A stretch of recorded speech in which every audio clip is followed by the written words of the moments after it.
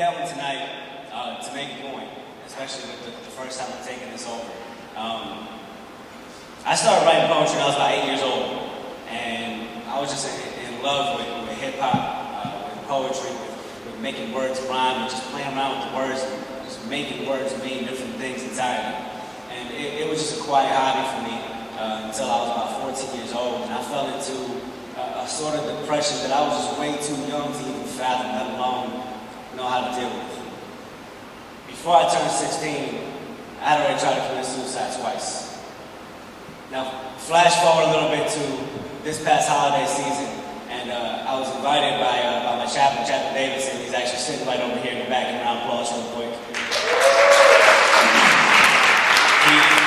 He invited me to come do some poetry at the Hanukkah event that they were having, and I was like, yeah, sure, yeah, no problem, I'll do some poetry for you. And we chose this poem because we know that around the holiday season, depression is a very, very real issue. It is not a joke for any of us away from our families and in the military overseas, dealing with PTSD, the whole bit. So we felt it was appropriate. However, in this poem, I talked about God quite disparagingly. I had a conversation with Lucifer, and I killed myself at the end. So how am I supposed to feel in front of a group of religious people saying all these things? I was expecting at least a couple of negative reactions.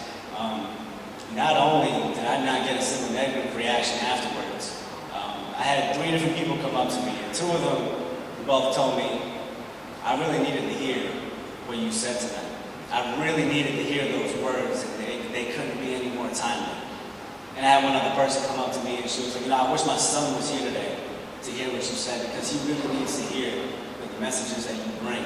And I'm very glad that we're able to do that for us tonight. If there's anything this showed me, and the point that I want to make to you guys tonight is that when you come up here, this isn't about you. When you come up here, if you have a message to convey, or whether you just vent it through music or poetry, this isn't about you. This is about anyone else who doesn't have the talent or the time or the words put together the same way that you do. That they still feel alone. The second that those words come out of your mouth, they're not alone anymore. That's who it's about. None of this is about you. I'm gonna go ahead right now. This is a piece I wrote for Suicide Awareness Month. This is called Crimson Baby.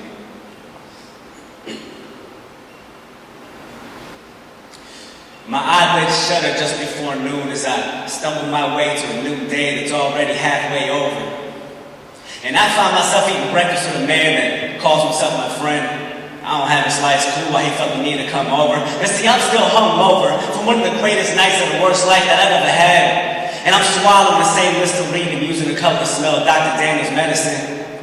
Because I frequent fish bowls for a glimpse of fresh air could be like in the form of no comfort that leaves me worse off, but still better than. So we tell a few jokes and we laugh when events pass.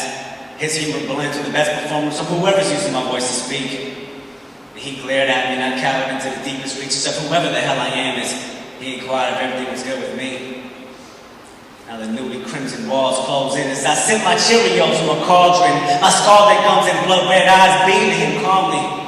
As he can't see that I'm bleeding all over this kitchen floor, my ravaged face is invisible because I can't feel anything, so I just get my son's answer based on my best guess. Man, I'm good. I'm always good, bro. You know that. Now the evening creeps and she peers into my soul. She leans in, holding a casual exchange. And I lean back as she stares deeply, because there isn't much of me that still remains. She stirs her drink quietly, begging for my attention and her mystery. When she finally speaks, she's ever so concerned, wondering if it was her that did this to me. She caught a glimpse of my anguish behind my light blue masquerade, and now she's asking about everything that she didn't see. I didn't have the heart to tell her it wasn't her fault. It's really just a crimson me. So I replied, yeah, I'm good. I'm always good, sweetheart. You know that. See, I can tell that Mama's frequent conversation is with someone they can't see, because I only talk to myself and no one's ever seen the real me. They told me to talk to God, because they hear me screams, he never failed. I only caught my own echoes, he sent me straight to voicemail. So I hit up Lucifer and he answered me pretty quick, asked me how long I've been at rock bottom and why do I look so sick. He told me that I'm wonderful and he can amplify me tenfold, and if hell is supposed to be hot, then it's no wonder God's so cold. With the devil's only sympathizing to the wrong side of my person. I realize that even his presence made the solitude worsen. So alone I sit, and so beautifully the single blade glistens. I've already abandoned myself to this, nobody left to listen.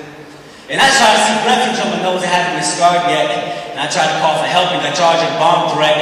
I looked for love all over and got stuck watching it departing. And I don't want love out of a goodie bag and get handed at a pity party.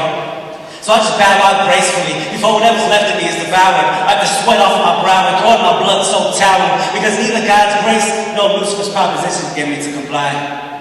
Both of them still waiting on me, so I'm leaving. Goodbye.